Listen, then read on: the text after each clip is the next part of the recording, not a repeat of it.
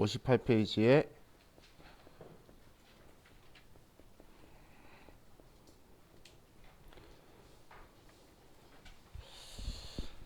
자, 이 현금 과부족이라는 계정 과목 명을 봤을 때는 뭔가 부족한 느낌이 많이 들죠. 뭔가 돈이 부족하다 이런 느낌 드는데 이 계정 과목은 부족한 것만이 아니고 현금 과잉과 부족의 합성의 계정 과목이다라고 보시면 돼요. 이 현금 과부족 계정 과목은 얘는 현금 시제를 맞추는 임시 계정이에요. 그럼 현금 시제 맞추는 임시 계정이기 때문에 이 계정 과목은 우리가 회계 기간 동안은 좀 맞추기 위해서 사용할 수 있지만 우리가 이제 올해 사업을 끝내고 정리를 할 때, 계산할 때는 이 계정 과목이 장부에 있으면 안 돼요. 그래서 장부에 있으면 안 되는 계정 과목을 뭐라고 하냐면 미결산 항목이라는 표현을 써요. 미결산 항목이라는 표현은 결산할 때에 제거해야 된다는 거예요. 이 말은 결산 시 제거를 해야 된다는 뜻이에요. 미결산 항목은 그럼 그 전까지는 우리가 현금 시제를 맞추기 위해서 쓰는 건데, 자 그럼 현금 시제 맞추기 위해 쓴다는 게 어떤 개념인지를 좀 볼게요. 자, 예를 들어서 첫 번째 자, 우리가 장부에 있는 현금 잔액이 실제 현금 잔액보다 더 크다고 볼게요. 자, 그럼 돈이 부족한 건가요? 돈이 남는 건가요? 한글로 보니까 느낌이 잘 안 오죠. 그래서 제가 회계할 때 저는 숫자를 엄청 싫어해요. 하지만 이해는 숫자가 빠를 때가 있어요. 내가 장부에는 돈이 1,000원이라고 적혀 있는데 실제 800원이 있대. 그럼 부족한 거예요? 남는 거예요? 정말 숫자를 보니까 느낌이 바로 팍 오죠. 그런데 우리가 문제가 글로 나와요. 그럼 정말 이걸 보면서 도대체 부족하다는 건지 많다는 건지 구분이 안 가는 경우들이 있어요. 그래서 그럴 때는 저는 숫자를 가지고 봐요. 그럼 훨씬 더 느낌이 바로 오죠. 그럼 지금 우리가 이렇게 돈이 부족하게 되는데 우리는 항상 실제 값이 당연히 메인이에요. 실제 있는 사실 그대로 장부에 써져 있어야 되지 장부에 맞춰서 실제 값을 움직이는 게 아니에요. 실제 우리가 돈이 오가는 거에 대해서만 장부에 쓰는 거죠. 그러면 장부에 있는 이 금액을 실제 금액으로 바꿔줘야 된다는 이야기예요. 우리는 실제 값으로 맞춰줄 거니까 지금 이 경우가 지금 이제 우리가 부족한 경우예요. 지금 현금 200원이 부족하다는 거예요. 그럼 우린 장부에 현금은 내 돈, 내 자산이니까 자산의 자리인 차변 쪽에 우리는 현금이 1,000원이라고 적혀 있는데 근데 실제 내 금고에는 800원만 있는 거예요. 그럼 나는 내 장부의 현금 잔액도 800원으로 바꿔줘야 된다는 거예요. 그럼 나는 현금 200원을 줄여주기 위해서 자, 분개를 하면 나는 현금 자산을 줄이려면 반대쪽인 대변 쪽에 현금 200원이다 이렇게 써줘야 돼요. 그럼 이제 나한테서 현금 돈이 나갔죠. 나갔으면 반대쪽에는 왜 나갔는지 이유를 쓰라 그랬는데 지금 모르겠는 거야. 이런 경우에 쓰는 임시계정 과목이 현금 과부족이라는 계정 과목이에요. 얘는 현금 과부족이라는 계정 과목은 내가 부족할 때에 이걸 일단 실제 잔액과 장부 잔액을 맞춰놓고 그냥 우스갯소리로 내가 퇴근하기 위해서 쓰는 거예요. 퇴근하기 전에 내 금고 잔액, 현금 잔액이랑 장부 잔액이랑 맞추고 가야 되거든.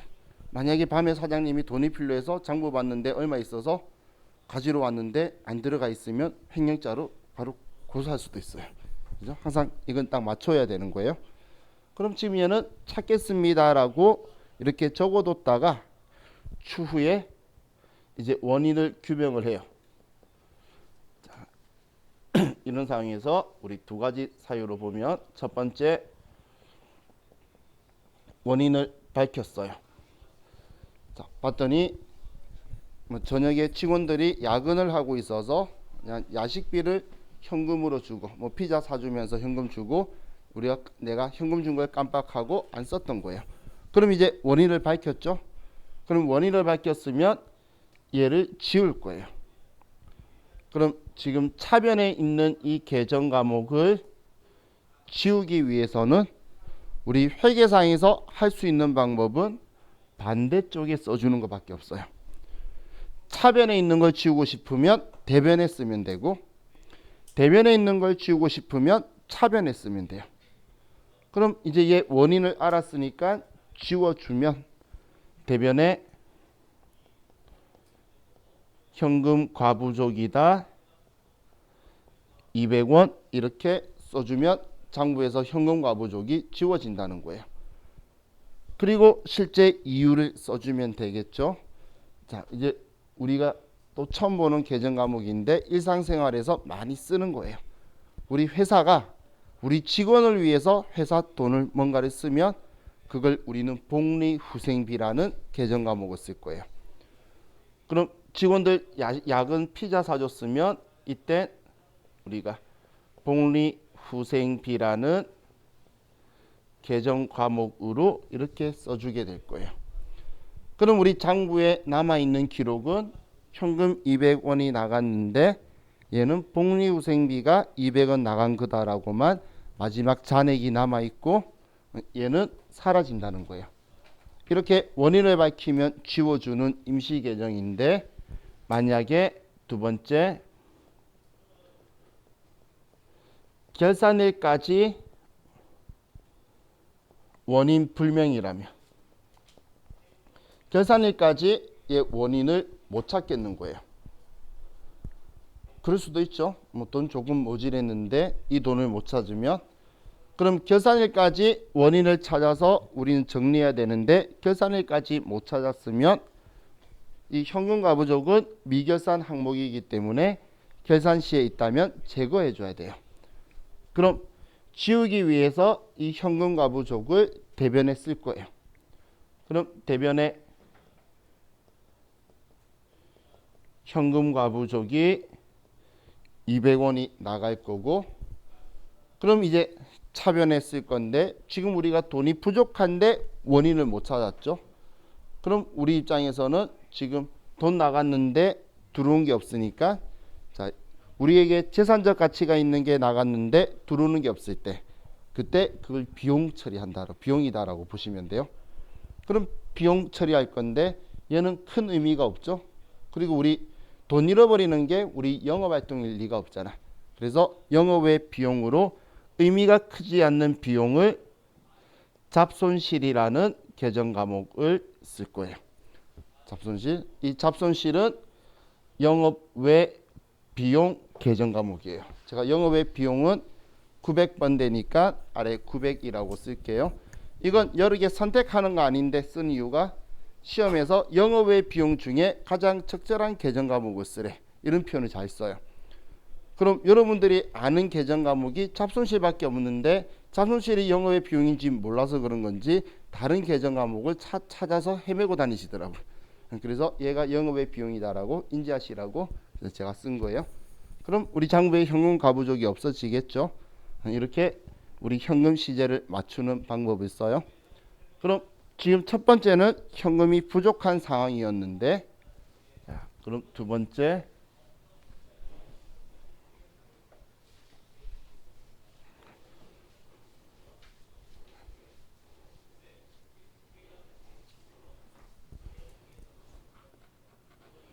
우리 장부의 현금 잔액보다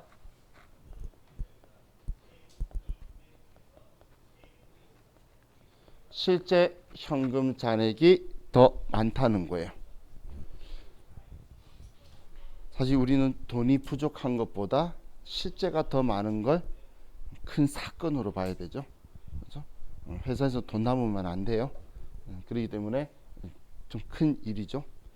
자, 그럼 지금 장부가 이번엔 거꾸로 800원인데 실제 값이 1000원이다라고 거꾸로 보게 되면 많든 작든 우리는 장부를 실제 값으로 맞춰주는 거예요. 실제 값으로. 우리 항상 사실 있는 그대로 장부에 써야 되는 거기 때문에 우리는 실제 값을 맞춰줄 건데 지금 이런 상황이 이제 현금이 과잉 많다라는 거예요. 그럼 우리 장부에 현금의 잔액을 200원 높여줘야 되겠죠. 그럼 우리는 높여주려고 그러면 자기 자리인 차변에 써야 돼요. 그래서 차변에 현금이다 200원 이렇게 써줄 거예요. 그럼 우리는 800원인데 200원 쓰면 합쳐져서 장부 잔액은 1000원이 될 건데 그럼 돈이 들어왔다고 차변에 썼는데 왜 들어온지 모르죠. 그때 우리는 여기에도 현금 과부족이라고 써줄 거라는 거예요. 지금 이 현금 과부족은 자산이다, 부채다 이런 거 따지지 말고 그냥 임시 계정이라고 생각하셔야 돼요. 분류는 자산으로 앞쪽에 나와 있지만 얘는 임시적으로 쓰는 거기 때문에 차변 대변 자기 마음대로 생겼다가 치우려면 반대 쓰면서 쓸 거예요. 자, 그랬다가 자 우리가 원인을 밝혀요. 번째 원인. 자, 그럼 원인을 밝히게 되면 이 현금 과부족을 지워주기 위해서 지금 대변에 있는 현금 과부족을 지워줄 거면 반대인 차변에 써줘야 되겠죠. 그래서 차변에 현금 과부족이다 200원 이렇게 썼어요. 근데 이 돈을 받더니 뭐 거래처가 나한테 돈 빌려간 사람이 지나가다가 이자를 주고 간 거예요. 근데 현금으로 주고 갈 줄은 나는 생각도 못했지. 그래서 내가 빼먹은 거예요. 그러면 이자는 계정 항목 쉬워요. 이자를 받았으면 이자 수익, 줬으면 이자 비용이에요. 별로 안 어렵죠. 그럼 얘 이자를 받은 거니까 대변에 이유로 이자 수익이다 200원 이렇게 써주면 돼요. 그럼 200원 들어온 게 이자 받은 거다라고 써주는 거고 얘는 없어지게 되겠죠. 원리 생각보다 단순하죠. 자기 자리에 쓰면 합쳐지고 반대쪽에 쓰면 줄어드는 원리를 가지고 있으니까. 그럼 반대쪽에 쓰면 줄어든다고 말했지만 지우려고 해도 반대쪽에 쓰면 지워지는 거예요. 자, 그럼 우리 두 번째 결산일까지 원인 불명. 결산일까지 우리가 원인을 못 밝혀도 우리 미결산 항목이기 때문에 현금과부족을 지우기 위해서 차변에 현금 과부족이라고 써주고. 그럼 이제 우리는 지금 돈이 어디선가 들어왔는데 원인을 모르는 거잖아. 이건 손해가 아니죠. 그래서 반대로 얘는 잡이익이다라고 쓰게 될 거예요. 우리 회계에서는 의미가 크지 않는 것들을 앞에 수식어로 잡자를 붙여요. 뭐 예를 들면 우리 월급은 급여라고 표현하죠. 근데 아르바이트비를 작급이라고 표현을 해요. 그런 것처럼 앞에 의미가 크지 않는 것들에 이제 앞에 잡자를 붙여서 많이 사용을 해요. 자, 그럼 이 잡이익도 우리가 영업활동하고 관련이 없겠죠. 그래서 얘도 영업 외 수익이에요. 영업의 비용이든 영업의 수익이든 얘네들은 제가 다 900번대라고 표현해서 적어둘 거예요. 그래서 얘는 영업 외 수익으로 처리를 할 거예요.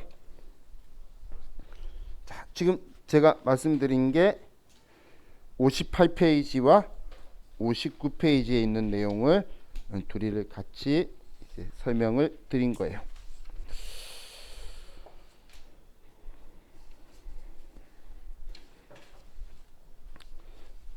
자, 다음 70페이지로 갑시다.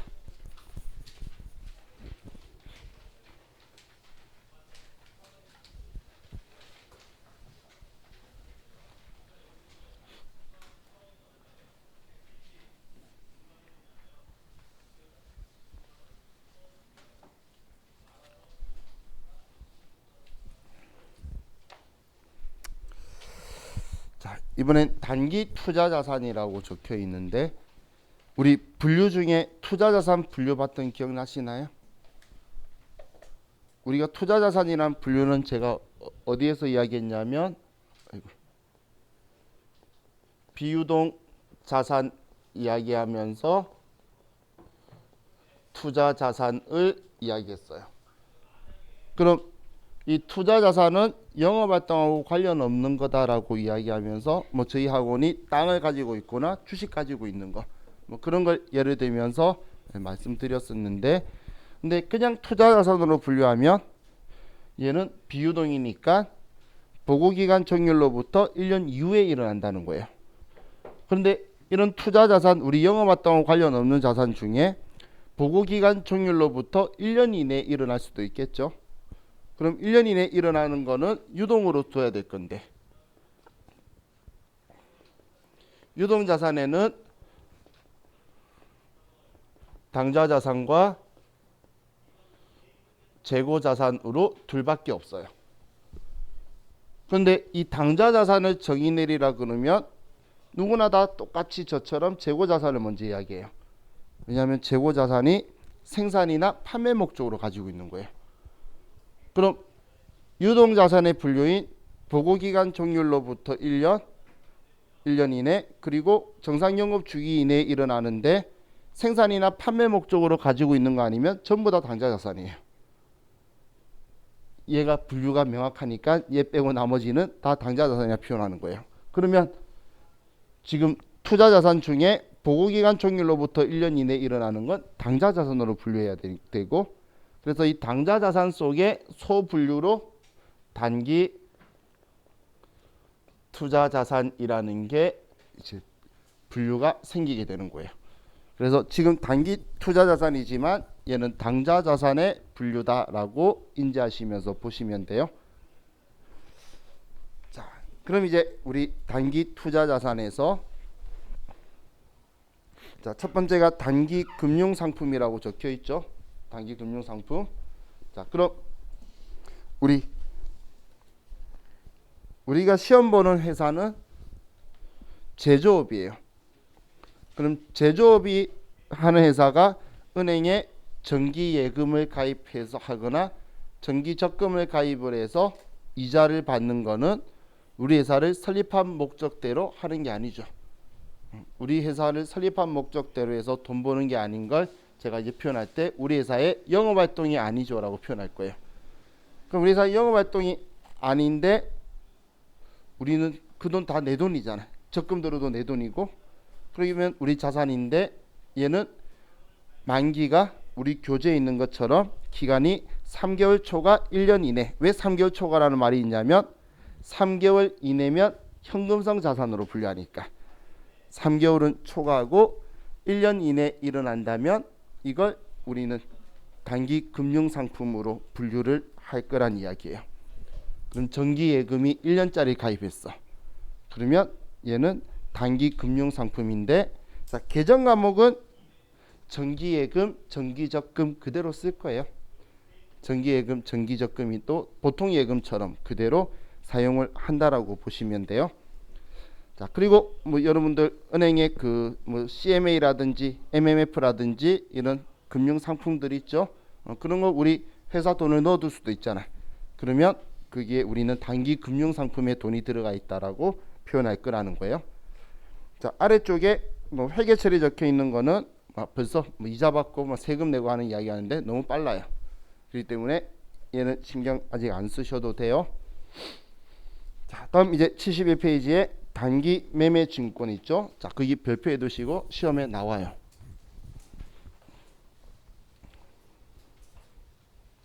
자, 제가 이런 식으로 표현을 해요. 시험에 나올 확률이 높아요라는 표현도 쓰고 시험에 나와요라고 하는 표현을 써요. 시험에 나와요라는 하는 건 나와요. 정말 어느 정도 제가 나와요라고 단정 짓냐면 안 나오면 제가 시험 접수비 환불해드리고 수업 한 번 더 들을 수 있게 해드릴 수 있을 만큼 나와요.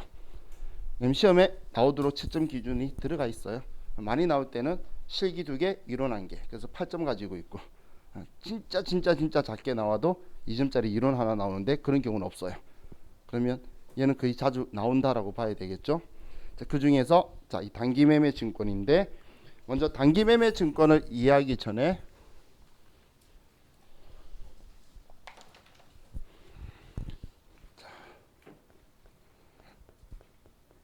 유가증권이라는 표현을 먼저 보도록 할게요.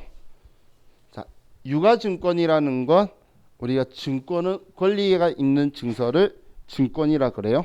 그리고 유가도 별뜻 아니에요. 가치가 있는 이란 뜻이에요. 한자로.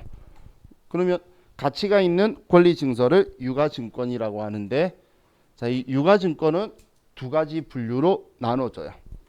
하나가 채무증권이고 또 하나가 지분증권으로 둘로 나눠져요. 채무증권이라고 말하는 건 우리 회사채라든지 아니면 우리 국공채라든지 지역개발 채권 이런 것들을 이야기하는 거예요. 한마디로 우리 일상생활의 채권이라고 말하는 거. 그럼 지분증권은 그냥 주식을 이야기하는 거예요. 우리의 주권을 인쇄해서 준 거를 우리 지분증권이라고 이야기를 해요.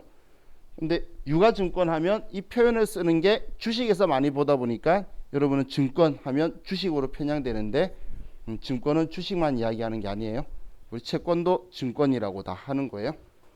그럼 자, 얘네들을 유가증권이라는데 지금 그럼 왜 유가증권을 배우냐면 우리 회사가 채권이든 주식이든 뭔가를 취득 사오게 되는 거예요. 아니면 어쩔 수 없이 가지게 되었을 때 우리가 어떤 계정 과목으로 사왔을 때 차변에 적어둘 거냐 그거예요. 그냥 사왔으면 돈 주고 사왔던 공짜로 받았으면 내 재산이니까 장부에 써야 되겠죠. 그럼 장부에 쓸 때 어떤 계정 과목으로 어떻게 쓸 거냐라는 건데 자, 이때 유가증권을 취득했을 때 자, 첫 번째 단기 보유 목적이 있고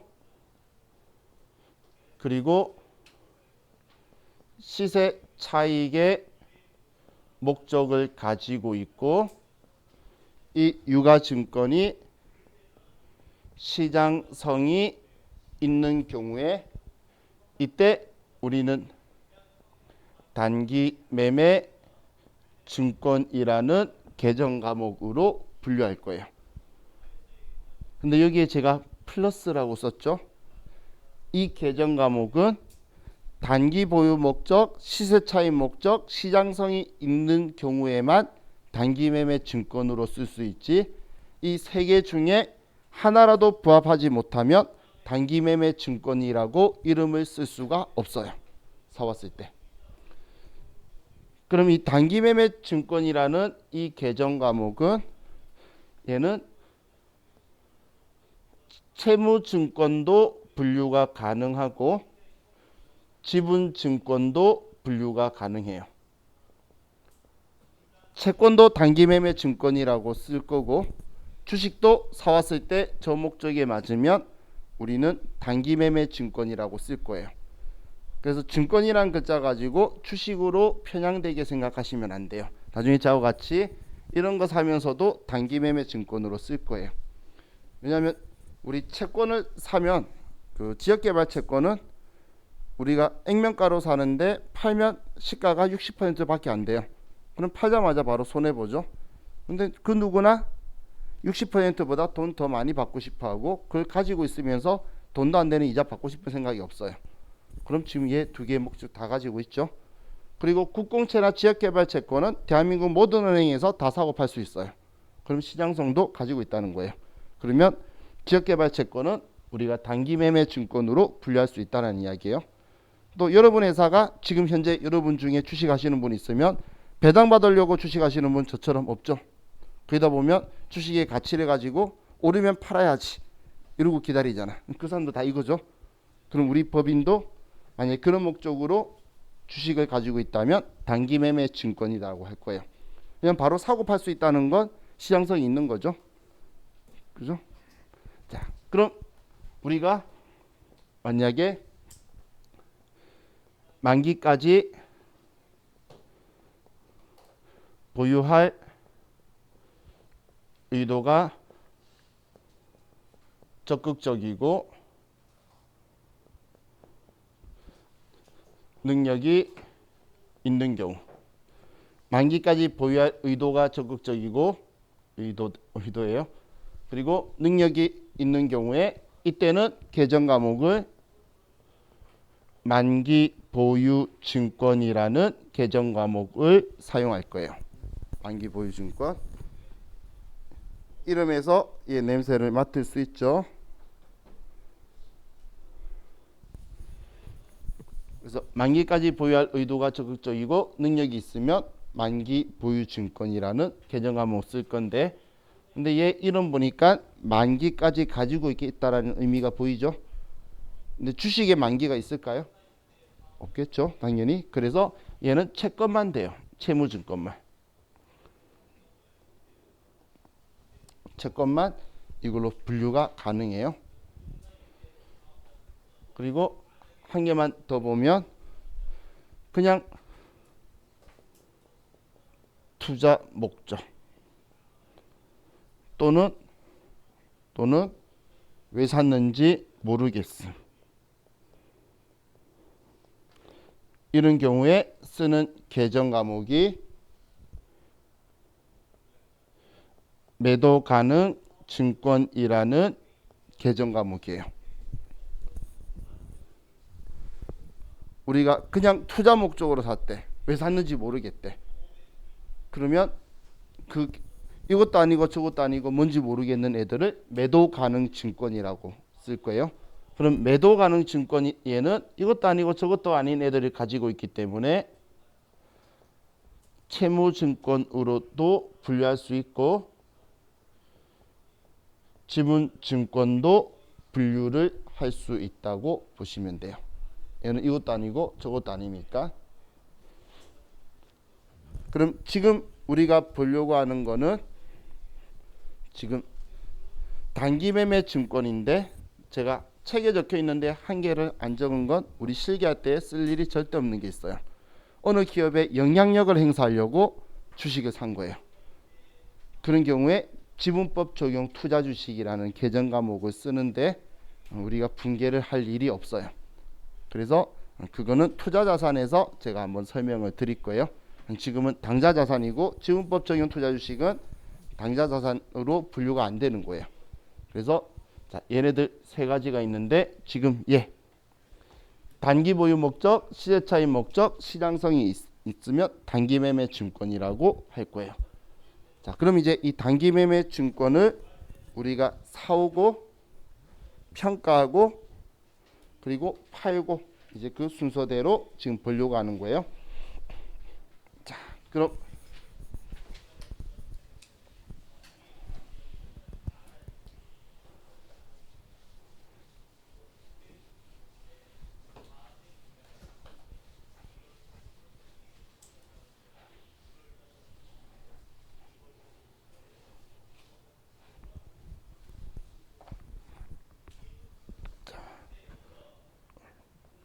우리 회사가 이제 주식을 취득한다고 볼게요. 취득하는데 목적이 단기 보유 목적, 시세 차익 목적, 그리고 시장성이 있어요. 시장성이 있다라는 걸 뭐 굳이 표현하려고 할 때는 비상장주라는 표현을 써요. 우리가 상장을 하게 되면 이게 우리 코스닥 코스피에 들어온 거니까 얼마든지 자유롭게 사고 팔 수 있겠죠. 그럼 비상장 주식은 신향성이 있다고 볼 수가 없어요. 왜냐하면 자, 여러분도 혹시 주식회사 GIT 아카데미라고 들어보신 적 있나요? 처음 듣죠? 우리 그린 컴퓨터 아카데미의 법인 이름이에요. 그런데 그걸 알 수가 없는 이유 중에 한 개가 주식을 하셔도 찾아도 검색해도 안 나와요. 왜냐하면 비상장 주식이거든. 그럼 비상장 주식을 사고 싶으면 그냥 샀다고 표현 못해요. 우리 주식회사 GIT 아카데미 주식을 사고 싶으면 여러분은 김상곤 씨를 만나러 가야 돼요. 우리 사장님이에요. 우리 그린 11개 지점이 전부 다 한 사장님이에요. 그 원장은 그 부장이에요. 그래서 김상곤 씨라고 저기 대학 빌딩이 있는데 그럼 사장님한테 가서 나 당신 주식 사고 싶으니까 당신이 주식을 발행해서 주든 가지고 있는 걸 넘기든 해주세요. 상대 우리 사장님이 오케이 해야 살 수 있는 거예요. 그럼 그냥 샀다라는 표현 하기에는 말이 안 되겠죠. 그래서 시험에서는 그냥 주식을 샀다면 신앙성 있는 걸로 가름을 해요. 그래서 그것 때문에 이 표현은 생략될 때도 있고 아니면 상장주라는 표현을 해줄 때도 있어요. 자, 그럼 이걸 사는데 자, 우리 회사가 1000주를 사요. 1000주. 그럼 우리 주식에는 처음 발행할 때 적혀 있는 금액을 주식 액면에 적혀 있다라고 해서 액면가라 그래요. 그럼 이 1000주를 사는데 액면가가 한 주당 1000원짜리 주식이 있어요. 그런데 이 주식에 지금 현재 살려고 하는 시가가 시장이 형성된 게 주당 1200원이에요. 자, 그렇다면 우리는 주식을 1000원, 한 주당 1000원에 살 수 있을까요? 1200원에 살 수 있을까요? 1200원에 살 수 있겠죠. 근데 혹시 여러분들이 살아가시다가 액면가에 살 수 있는 주식이 있죠? 그러면 저 잊지 말고 저한테도 연락을 좀 주세요. 그런 기회는 저도 주시면 소중하게 제가 기회를 잡을 테니까. 제가 그 말하는 이유는 시험에서 무조건 액면가를 계속 알려줘요. 여러분 헷갈려라고. 근데 이 액면가는 이렇게 생각하시면 돼요. 난 이 돈 주고 못 산다. 우리는 주식 증권거래소에 적혀있는 그 금액 주고 살 수 밖에 없지. 액면가 얼마다? 삼성전자 주식을 액면가에 살 수 있다면 전 재산 올인할 거예요. 그런 일은 안 생긴다는 거예요. 그럼 우리는 시가 주당 1200원으로 1000주를 사면 우리는 120만 원을 주고 사게 되겠죠. 자, 그런데 우리가 이 주식을 사면서 취득 수수료가 들어간다고 볼게요. 자, 우리나라는 사실 취득할 때는 매입할 때는 수수료가 없고 매도할 때 수수료를 붙이는데 근데 우리 시험에서는 살 때도 붙이고 팔 때도 붙여요. 그래서 이제 우리는 취득 수수료가 10만 원이 같이 들어간다고 볼게요. 그럼 이 단기 매매 증권을 생각하기 전에 자, 우리는 그냥 일반 자산 가지고 생각했을 때 자, 여러분이 예를 들어서 뭐 주식 100만 원 주고 샀어요. 주식 사는데 주식 수수료가 10만 원이 들었어요. 그럼 난 이거 사는데 총 얼마 들었죠? 110만 원이 들었죠. 얘를 지금 처분을 150만 원 했어요. 그럼 얼마 이익이죠? 40만 원 이익이죠. 그럼 언제 팔 줄 모르는데 팔았을 때에 40만 원 이익이다라는 걸 알려면 처음 사왔던 이 10만 원까지 포함해서 얘 가격은 110만 원이다 써둬야 돼요. 그죠? 이게 우리는 수입 비용 대응의 원칙을 지키고 항상 이렇게 하는 게 원칙이에요. 그런데 지금 저와 같이 보려는 이 단기 매매 증권이라는 이 계정 과목의 이 단기는 유동 비유동 할 때의 단기가 아니에요. 얘는 지금 즉시라는 개념의 단기예요. 그럼 지금 즉시 바로 단기간에 즉시 팔 생각으로 가지고 있는 거기 때문에 얘하고 관련된 거를 자산 가격에 포함해 뒀다가 나중에 팔렸을 때에 대응 원가로 비용화되는 행동 하지 말고 그냥 즉시 바로바로 비용화라는 이상한 성격 때문에 문제 내는 거예요. 자, 그럼 이 이상한 성격이라는 게, 자, 처음 이제 우리가 취득을 해요. 자, 그럼 우리가 이걸 취득하면서 현금을 주고 취득을 해요. 그럼 현금 줬으니까 대변에 우리는 현금이 대변에 와야 되겠죠. 돈 주고 샀으니까 돈은 나갈 거고, 그럼 차변에 내가 사오는 걸 차변에 단기 매매 증권으로 분류를 하는 거예요. 자, 그럼 이제 위치는 잡았는데 저는 주식 가격 1200원짜리 천주니까 120만 원 하고, 그리고 수수료 10만 원까지 해서 130만 원을 지급했어요. 130만 원. 그런데 이 단기 매매 증권의 가격은 취득할 때 들어간 수수료를 빼고 120만 원만 써줄 거라는 거예요. 자기 매입 가격만. 취득할 때 들어간 돈을 합치지 않고 취득할 때 들어간 비용은 비용 처리할 거예요. 그럼 얘 10만 원이 우리는 지금 제가 수수료라고 했죠. 그래서 계정 과목은 수수료 비용이에요. 얘를 수수료 비용이다라고 할 거예요. 자, 그럼 우리 회사의 업종이 제조업이에요. 제조업이 이렇게 유가증권을 사는 게 영업활동하고 관련이 있을까요? 딴짓거리 하는 거죠. 그래서 얘는 영업 외 비용으로 얘는 900번대를 써야 되는데 얘를 포인트로 또 물어볼 거예요. 수수료를 별도로 취득 수수료를, 제일 중요한 거 이거, 취득 수수료를 수수료 비용으로 쓰냐, 그리고 이 수수료 비용을 여러분들이 실기에서 900번대인 영업외 비용으로 선택을 할 수 있는지를 테스트할 거라는 거예요. 심지어는 얘는 회계일급 때도 나오고 세무일급 때도 나오고 세무일급 때도 나와요. 그럼 세무일급 때 잘할 것 같죠?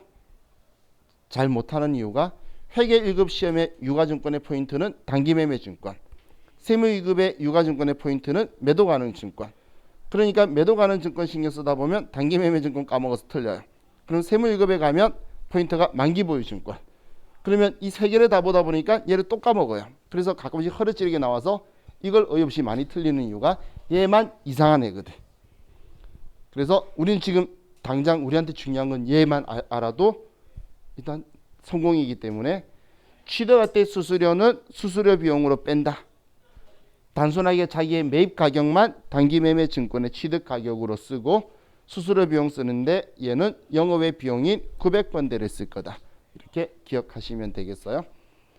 자, 그럼 우리가 이렇게 취득하고 있다가 이제 기말까지 가지고 있으면 우리는 12월 31일 날 결산이라는 걸 한다라고 했죠.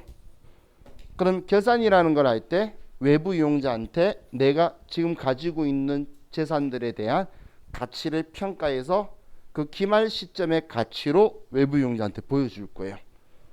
그럼 지금 내가 사올 때는 주당 1200원이었지만 기말에는 오를 수도 있고 내릴 수도 있겠죠.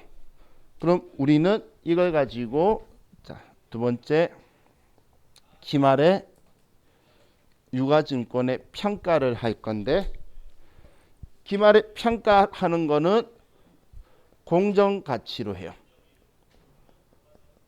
그럼 기말 공정가치를 봤더니 한 주당 1,300원으로 100원이 오른 거예요. 100원이 올랐어요. 자, 그럼 이렇게 100원이 올랐다 생각보다 자, 지금 1,300원이죠. 그런데 우리가 사온 게 1,000주잖아. 그럼 지금 우리 주식 수까지 곱하면 우리는 외부 이용자한테 이 단기 매매 증권을 130만 원짜리 가지고 있다고 보여줘야 된다는 거예요. 근데 나는 지금 장부에 단기 매매 증권 사올 때에 120만 원이라고 써뒀죠. 그럼 우리는 얘를 130만 원으로 10만 원 올리려면 우리는 금액을 더할 거면 같은 쪽에, 뺄 거면 반대쪽에. 그럼 얘는 올랐으니까 우리는 차변인 왼쪽에 단기 매매 증권이라고 10만 원을 쓰면 얘 둘이가 합쳐져서 내장부에 단기 매매 증권이 130만 원으로 올라가서 보여질 거라는 거예요. 지금 얘도 유가증권도 자산이에요. 자산이니까 보통 예금하고 똑같겠죠. 돈 들어오면 쓰면 보통 예금 금액 높아지잖아요. 그런 것처럼 단기 매매 증권도 120만 원 적혀 있는데 10만 원 더 쓰면 130만 원으로 높아질 거라는 거예요. 그럼 이제 우리 차변의 단기 매매 증권 높여서 자산의 가치를 공정 가치로 맞췄어요. 이제 올렸으니까 반대쪽에 이유를 써줘야 되겠죠. 그 이유는 계정 과목이 쉬워요. 지금 우리가 한 행동을 쓰면 돼요. 얘는 단기 매매 증권 지금 평가한 거잖아. 평가했는데 올라서 이익 받죠. 그래서 단기 매매 증권 평가 이익이다라고 해서 10만 원을 써둘 거예요. 10만 원을. 자, 그럼 이 단기 매매 증권 평가 이익이라는 이 계정 과목은 얘는 지금 우리가 이익은 봤는데 사실은 실제 안 일어났죠. 그죠? 여러분들이 지금 오늘 집에 가는 길에 주식 하시는 분들 주식 봤더니 주식값이 올랐어요.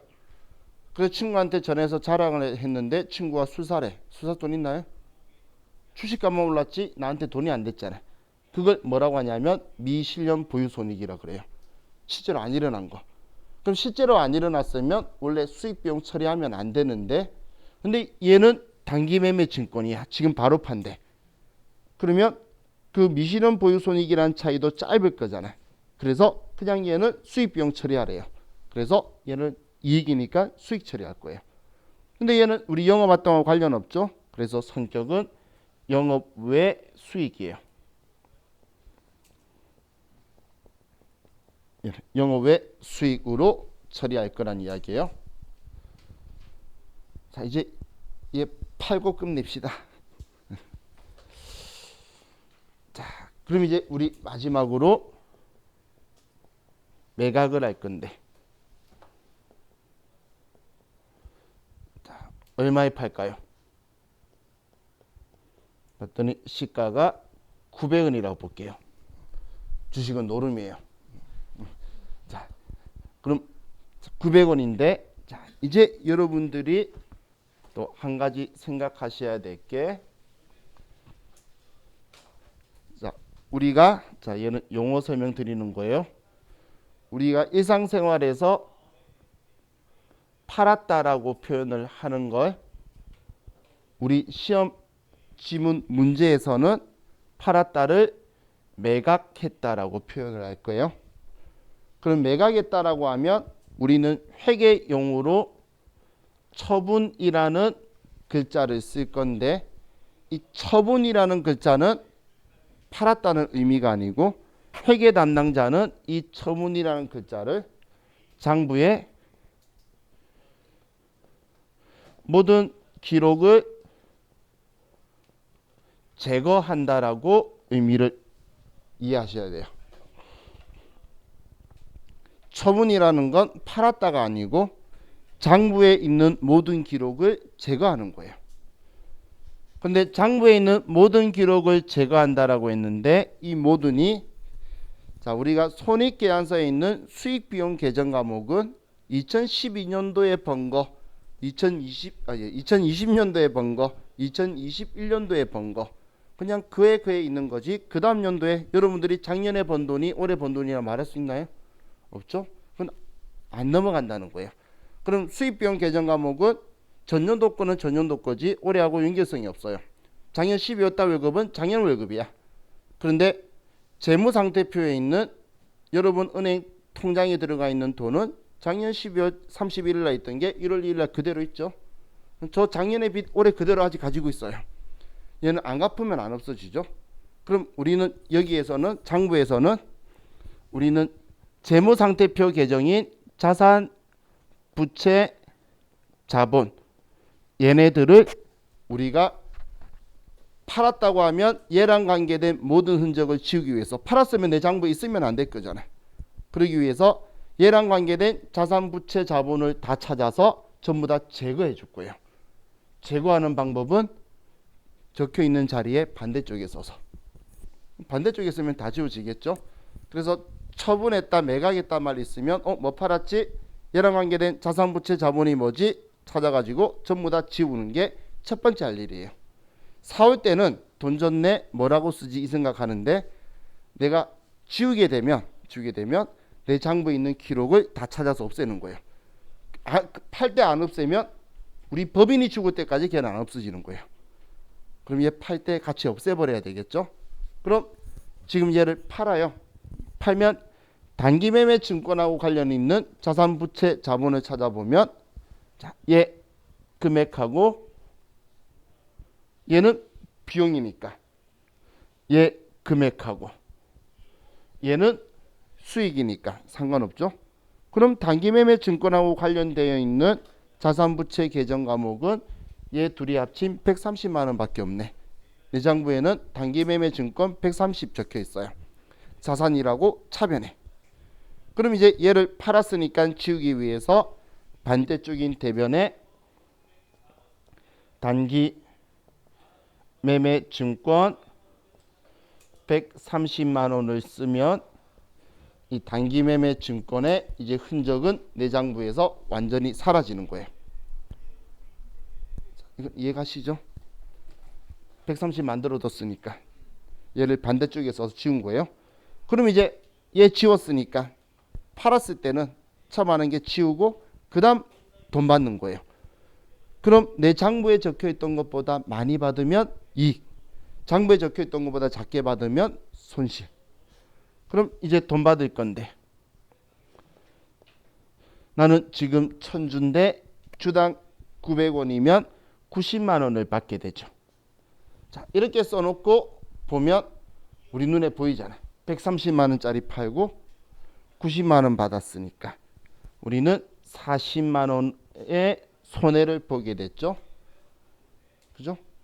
그럼 이 40만 원을 우리는 단기 매매 증권 이번에 팔았으니까 처분 손실이라는 계정 과목을 쓸 거예요.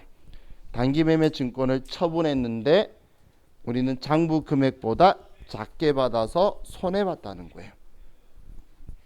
자, 그럼 우리 회사가 제조업인 회사가 주식을 팔아서 손해보는 게 영업활동일까요? 아니겠죠. 그래서 얘는 영업 외 비용이에요. 그럼 결론적으로 단기매매 증권하고 관련되는 거는 전부 다 영업 외 비용이죠. 그죠? 자, 그럼 우리 하나만 그만 설명드릴게요. 우리가 이걸 팔면서 만약에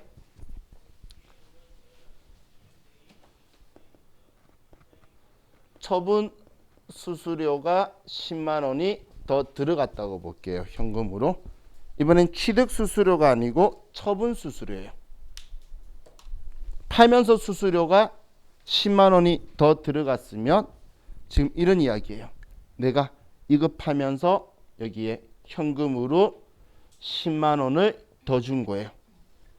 그럼 이 10만 원을 수수료 비용으로 쓸 거냐?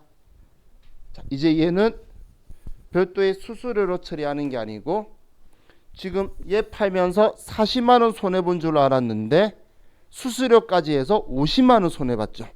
그렇게 표현할 거예요. 그래서 처분 수수료는 얘를 50만 원으로 바꿔버릴 거예요. 50만 원으로. 그래서 제가 얘가 수수료가 취득 수수료만 수수료 비용을 한다는 게 중요하지 처분 수수료는 수수료 비용으로 처리하는 게 아니고 얘 처분 팔면서 손해본 돈으로 처리할 거예요. 수수료만큼 우린 손해봤다. 만약에 이익 봤었으면 수수료만큼 이익 본 돈이 줄어드는 거야. 얘는 손해보니까 이 돈만큼 더 손해봤다고 하는 거예요. 여러분들 주식할 때도 40만 원 손해본 줄 알았는데 수수료까지 또 들었어. 저도 만큼 또 손해봤네. 이 생각을 정리한다는 거예요. 그래서 취득할 때만 수수료 비용이지 처분할 때는 수수료 비용이 아니고 그냥 처분하면서 손해본 돈으로 처리한다. 그걸 아는지 여러분한테 실기와 이론으로 쌍방향으로 물어볼 거예요. 자, 그래서 얘 잘 물어보는 거기 때문에 우리가 월요일에 만나면 얘를 또다시 저와 같이 이야기를 할 거예요. 자, 우리 지금 오늘 첫 주인데 3일 동안 나오시니까 좀 힘드셨죠? 근데 월요일날 정말 막 공부하기 싫고 그럴 건데 월요일날 엄청 중요한 거 나올 거예요. 오늘은 당좌 예금까지만 정확하게, 당좌 예금 제가 중요하다라고 했죠. 그 부분만 정확하게 인지하시고 이 부분은 월요일날 제가 다시 한 번 더 설명하고 갈 건데 얘도 매우 중요하긴 한데 얘보다 더 중요한 걸 월요일에 할 거예요. 근데 만약에 오늘 지금 수업 처음 들으시는데 월요일날 안 오시면 재난이 온다고 보시면 돼요. 그다음 그런 경우에는 시험 합격이 아니고 회계에 대해서 알로 온다라고 생각해도 될 만큼 월요일에는 아주 중요한 부분이기 때문에 가급적이면 꼭 참석하시면 좋을 것 같아요. 자, 한 주 동안 고생 많으셨고 저희 다음 주 월요일에 뵐게요. 수고하셨습니다.